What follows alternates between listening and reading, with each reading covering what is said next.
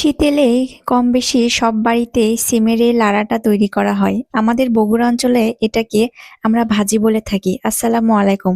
সকাল সকাল ঘুম থেকে উঠেই ছোট আলু কিছুটা চাকা করে নিয়ে সিম কেটে নিয়ে কড়াইয়ে একটু তেল দিয়ে জিরে ফোড়ন দিয়ে চেরা চেরা কাঁচামরিচ আর পেঁয়াজ দিয়ে একটু লবণ দিলাম আর হলুদ দিলাম, একটু ধনে গুঁড়া দিলাম, দিয়ে ঢেলে দিলাম সিম আর কেটে রাখা আলু। সামান্য পানি দিয়ে নেড়ে চেড়ে নামিয়ে নিলাম সিমের এই শীত এলেই কম বেশি সব বাড়িতেই সিমের এই লাড়াটা তৈরি করা হয়। আমাদের বগুড়া অঞ্চলে এটাকে আমরা ভাজি বলে থাকি। আসসালামু আলাইকুম।